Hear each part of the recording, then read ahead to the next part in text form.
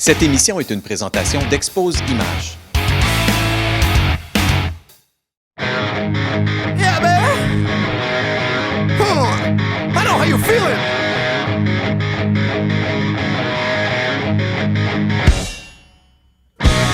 Parti du Mont Saint-Michel à Victo, puis on a roulé vers Sainte-Sophie-de-l'Évrard pour faire, on est passé par, on a longé la rivière Bécancour avec Myriam Royer. Puis Myriam, c'est une fille qui commence à faire de la moto, c'est sa première saison, en fait c'est sa première demi-saison, elle a eu un permis de conduire en fin juillet.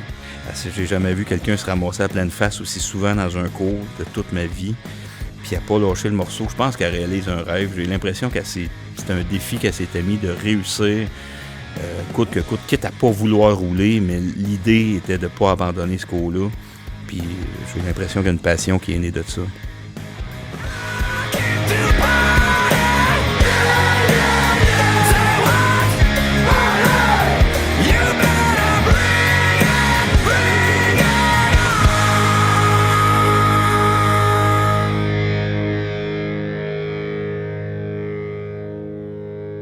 Fait que Myriam, tu roules depuis très peu de temps, puis je vais te le dire, là, tu m'impressionnes. À chaque fois qu'on roule ensemble, à chaque fois qu'on roule ensemble, premièrement, tu t'améliores, vitesse grand V, mais tu es bien impressionnante à voir aller. Je suis encore plus impressionné. Dans la vie, tu es une cartésienne, tu es une rationnelle. Je t'ai pas vu souvent, moi, on est un couple, je t'ai pas vu souvent t'amuser gratis. J'aimerais ça que j'ai pas encore compris exactement pourquoi tu voulais faire de la moto, dans le sens où, je le sais, tu le dis, la liberté, tout ça, mais ça vient d'où? En fait, je pense que j'ai décidé que dans la vie, il fallait s'amuser aussi. J'ai toujours eu tendance à mettre ce que je considérais comme important ou justement rationnel, là. Donc le travail, les obligations, les tâches, ce qu'il fallait qu'il soit fait en premier. Puis, écoute, cet été, j'ai décidé que je faisais de la moto parce que ça fait des années que ça me tente de faire de la moto. Puis l'occasion était là, nos enfants ont grandi, Charlie est capable de garder ses frères. On dirait que tout s'est mis en place pour donner envie de dire c'est là qu'on l'essaye. Puis honnêtement, moi-même, je me surprends à aimer ça autant. J'étais certaine que j'aimerais ça faire de la moto, mais je pensais pas que j'organiserais mon été en fonction d'être capable d'aller faire de la moto. Toi, t'as viré de bord finalement. Ouais. Puis, c'est quoi la moto? Présentement, tu roules avec quelle moto? Écoute, j'ai une petite CBR 500. J'ai acheté cette moto-là simplement parce que c'était le même modèle qu'il y avait à mes cours de conduite. Puis bon, étant donné que ça n'a pas été facile au début, je m'habituais pas si mal avec ce modèle-là. On dirait que c'était comme la suite des choses pour rester en confiance, pour évoluer, pour apprendre. Je trouvais ça plus facile d'avoir le même modèle, la même position de conduite, la même puissance, c'est ça, la même chose que ce avec quoi je pratiquais pendant les cours, probablement un petit peu par insécurité, mais en même temps, je l'aime bien, ma petite bébelle. T'es probablement la personne que je connais qui a possédé le plus de motos avant d'avoir un permis, mettons. Oui, ben écoute, fallait l'essayer pour savoir laquelle serait la bonne. Oui, c'est vrai que cet été, on a essayé plusieurs. Hein? Moi, si je fais le topo, tu as eu une Cleveland Misfit que j'ai été chercher à Rimouski. Une 300cc de type Café Racer chinoise. Et tu ne l'as pas gardée parce que? Parce qu'elle n'était pas pareille comme celle dans mes cours de conduite, là. Après ça, je me rappelle, on a trouvé une 600cc de type Katana. Donc là, je me disais, ça se ressemble. On est assez sportif, puis ça non plus, ça c'était trop lourd, je pense. C'était un petit peu trop grosse. Trop plastique. Ouais, c'est ça. Trop de cossins. Après ça, tu as eu une CBR 300RA. Donc, frein ABS, tout le kit. Elle était super belle. Elle était pareille comme celle-là. Oui, mais il manquait un petit peu de puissance. Un petit peu. Bon, fait que c'est l'histoire de la CBR 500RA, donc frein ABS, puissance, moto à chaîne, une moto parfaite pour l'apprentissage. En gros, c'est ça? Oh ouais, je l'aime, ma petite bébelle, honnêtement. C'est le coup de foudre. Je l'aime bien. I'm in a cage with a pack of dogs.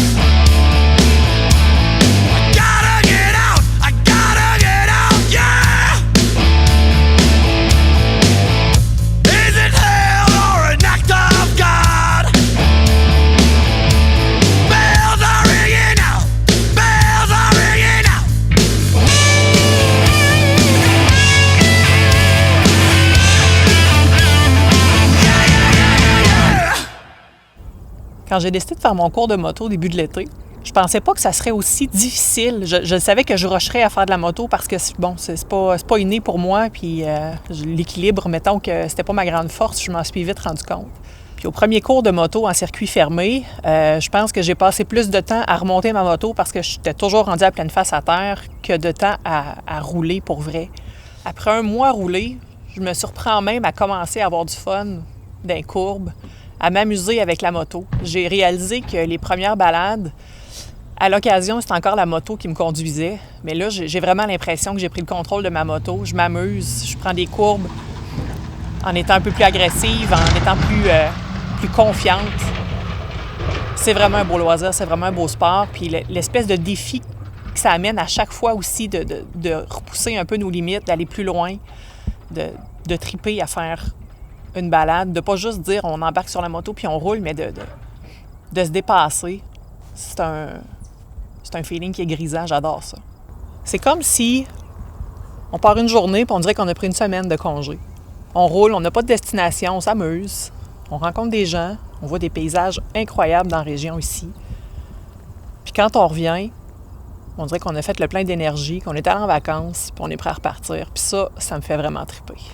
Mon père a fait de la moto dans sa jeunesse, dans sa jeune vingtaine.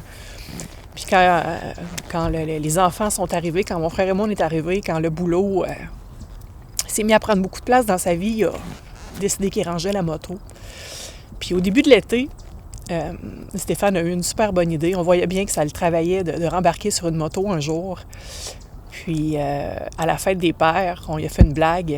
En fait, mon fils Noah a offert un casque de moto à mon père en blague en lui demandant de le suivre dans la cour pour que finalement, quand il arrive en avant, on lui avait apporté une moto. En lui disant, si tu as le goût d'essayer, ben c'est là que ça se passe. Tu as une moto, tu as un casque.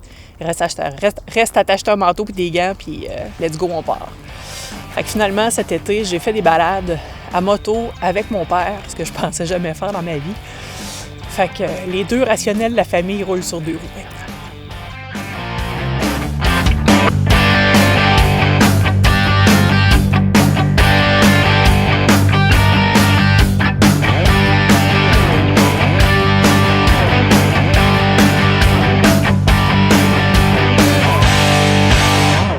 Tu fais partie d'un grand pourcentage, un nouveau grand pourcentage de femmes qui conduisent des motos. Souvent, les gars, on est plus innocents, téméraires, courageux, épais, appelons ça de même. On a moins peur. Tu t'es senti comment quand tu as suivi tes cours? Puis tu dirais quoi à quelqu'un qui veut commencer à suivre un cours? C'est-tu normal, d'après toi, d'avoir peur? Ça se combat-tu? En fait, quand j'ai commencé à faire mes cours, je me sentais, tu sais, comme dans les petits bonhommes, là, quand tu as un petit ange et un petit démon au-dessus de l'épaule, là. J'avais un petit démon qui me disait « Ah ouais, vas-y, tu vas t'amuser, ça va être trippant. » Puis j'avais un petit ange qui me disait « Qu'est-ce que tu fais là? C'est dangereux, rouler sur deux roues, fais pas ça. » Puis dans mes premiers cours, la raison pour laquelle j'avais de la difficulté au début à pogner le mood, à réussir à avancer sur une moto, c'est qu'aussitôt que ça se mettait à avancer ou à aller un peu vite, je pognais la trouille. Tu sais, c'est niaiseux, mais je roulais à 25 km/h, j'avais l'impression de rouler à 250. Là. Tout allait trop vite, puis j'avais peur de ne pas être capable de coordonner mes mouvements, puis de bien réagir. Puis jusqu'à temps où, à un moment donné, je me suis dit, là, si t'as pas de fun, ça marchera pas. Là. Puis là, à partir de ce moment-là, je me suis dit, bon, là, il y a du monde qui roule à 100 km/h là-dessus, ça se fait, puis en plus, ils ont l'air de triper, puis c'est ça que tu veux faire. Fait que lâche le break, là. Lâche le break d'en avant quand ça commence à avancer, là, puis tu vas arrêter de tomber à terre, première des choses. Puis après ça, ben laisse-toi aller, ça va bien aller. Puis partant de ça, on dirait que ma façon de faire a changé, ma façon de voir ça a changé, je me suis mis à m'amuser. Puis écoute, j'en ai fait de la cour de centre d'achat, honnêtement. Moi, c'était clair que j'embarquais pas sa route tant que j'étais pas à l'aise sur ma moto, puis que je faisais pas confiance en mes moyens, puis que c'était pas devenu plus facile pour moi de rouler sur une moto. Fait que c'est ça. On a fait de la cour de centre d'achat, hein? Si bol. On a eu un parcours semblable. Il y a plusieurs années, j'avais procédé exactement comme ça quand j'ai commencé à rouler.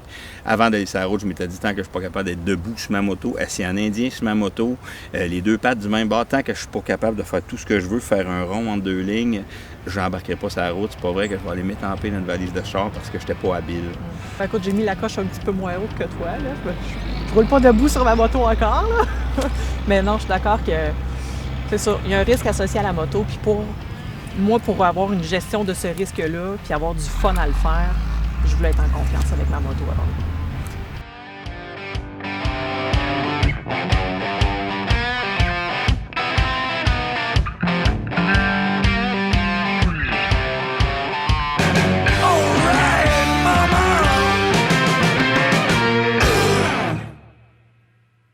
Dans la prochaine émission, c'est meilleur sur deux roues.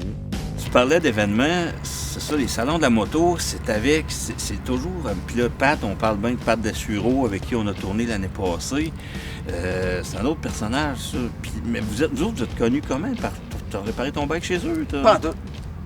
Pas en tout, Hey.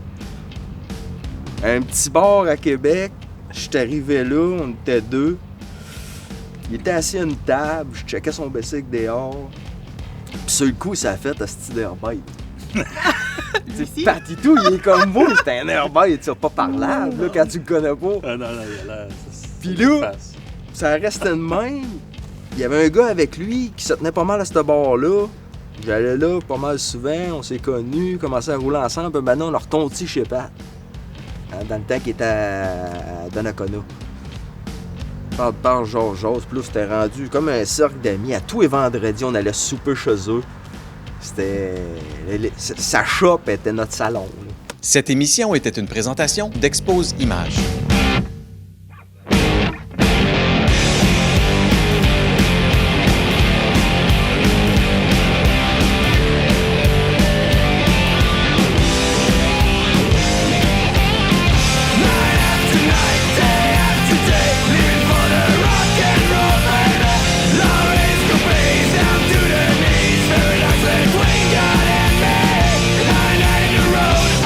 For the road.